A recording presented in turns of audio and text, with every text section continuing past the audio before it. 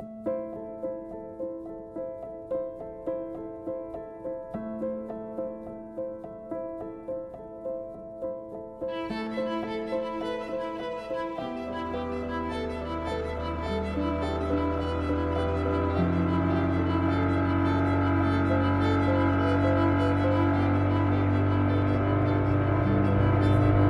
John Kay. My wife and I have attended Silverdale Baptist for about 18 years now.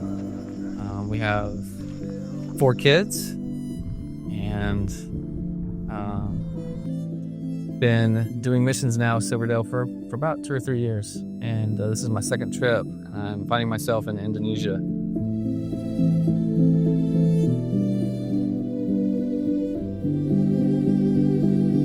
It's hard for me to pass up a trip like this. I've always had a heart for missions, and being able to share the gospel with people who may be hearing it for the very first time is one of the most exciting things I can think of doing, and I'm just very grateful for when these opportunities arise, and I like to jump on them when I can. So we just arrived at Manipa, Indonesia. It's a small island. It's taken us about 5 days of travel, several flights and long car rides and a boat ride. And we're finally here. And what I'm hoping to accomplish during this time is really just to kind of pick up where the missionaries here, where they're at in their ministry, and just be in tune with what they're doing and seeing where I can help out. And I know for the most part, this is an island that's only been reached once within this ministry. So we're just going around talking to people here in Manipa, getting to know them and hearing their stories, and just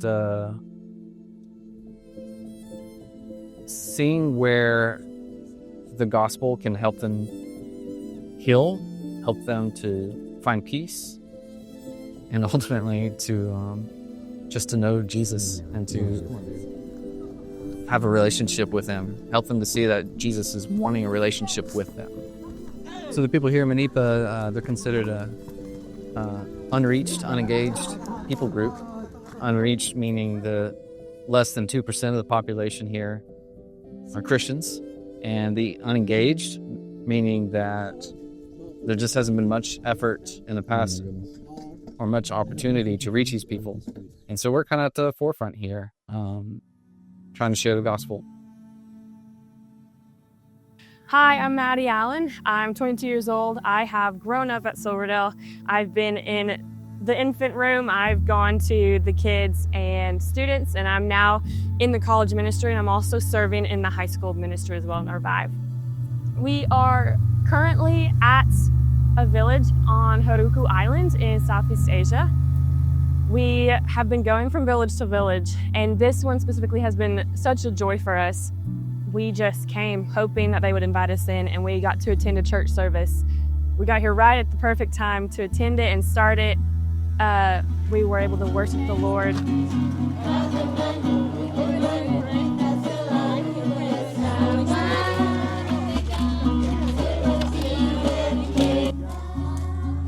And we ended up meeting the king of this village that we're staying in, and he invited us in. He's fed us, he's given us opportunity to do our laundry and just enjoy the people of this town. Last night he brought together a Sunday school with some of the children in the village, and we sang worship songs, did little dances and moves, and then Christy Steffi was able to share the gospel hand with them, and then they were able to share it and share it with their friends to be able to possibly one day share it as well. We are about to head to a new village to meet new people, and we are just praying and hoping that there will be more relationships that we're able to make and more opportunities to share the gospel with the people of this island in the different villages, and just be able to see the culture and how the Lord is working here.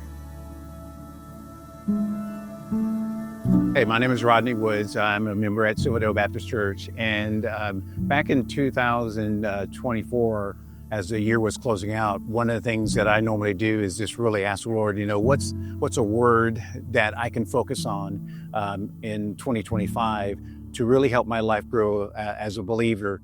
And one of the word that came up was the word transformation. I really wanted to, do something different beyond what I was normally doing in my witnessing and executive coaching and things along those lines. And I said, transformation is what it is. Whatever God wanted me to do, I was going to do that. Lo and behold, did I not realize that a couple of days later, I get a call from Maddie Finley saying, "Hey, Rodney, what do you think about coming to Indonesia?"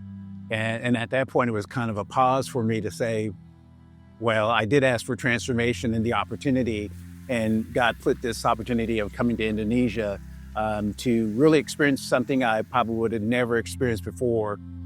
At that point, I couldn't back out. So I prayed about it and everything else. And the whole method of having to raise funds was a period of transformation for me, asking people to give along those lines and being able to bring other people alongside me from support.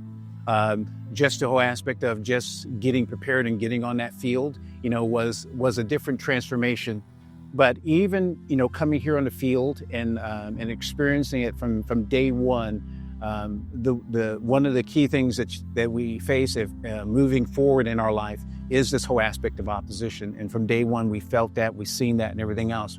But even with that, it caused me to learn how to rely on God and push through a lot of things that we face day in and day out. I can honestly say from the time we wrapped up things with our host, where he actually told us how he felt God's blessing on his life because of us along those lines. And there again, we probably won't see the full circle of things that happen, but we know that God is also moving in his life, transforming him just purely by our presence of being here. So to me, if I would challenge someone, if you ever thought about, hey, can I do it? Will I do it? I would say if you're giving and if you have a passion for missions or just have an inkling want to do something different, I would say go on the field. You will not be disappointed. It is a transformative experience that you will never forget.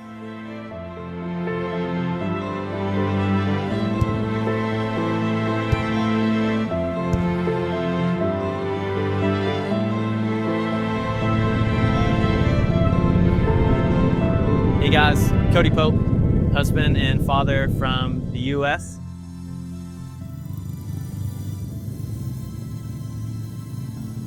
What an absolute honor it has been to come each time, and I will say this visit has been no different. The only change was at the beginning of the trip. As I got the phone call for the opportunity, my hesitations arose just on the timing, and I gave the Lord my no at first. I did ask if he was willing to change my heart, just to make it clear. I asked that question, why me? Sure enough, as God's faithfulness always proves true, he did pursue that opportunity, and my heart did change. And he confirmed that through his word. So I surrendered my yes and began to pray for each individual who's going through those same different scenarios. We have laughed several times on this trip about the unique individuals who have given their yes, who just the same as me, felt the call and surrendered to God's plan, and then found themselves in preparation for the opportunity to go and share the gospel. I don't think I have the words to genuinely tell you how sweet it has been to see that come to fruition. I've never been so honored to be uncomfortable and my plans to be disrupted, for me to bump shoulders with people that I just wouldn't normally be with, and how I've watched as God's plan has, again, orchestrated our steps and put us in the perfect scenarios where this individual with their calling and their understanding has been able to sow seed. And then a unique opportunity presents itself, and it's another individual, and how God in his divine ways has perfectly orchestrated all of those details. We have laughed together, we have cried together, we have labored sowing seed after seed in a very difficult place. But as you know very well, I'm not a superhero. and neither is anybody else on this trip. We are simply sons and daughters of the Most High. I'm an ambassador for Jesus Christ. That is my highest calling, and that is exactly why we were called here. If I could encourage you, I would say, if you feel that little inclination to maybe somewhere you haven't been, but you know the Lord is leading you, give Him your obedience and surrender. You will find that 1, He receives the glory He rightfully deserves, and that 2, you will find your good. Thank you.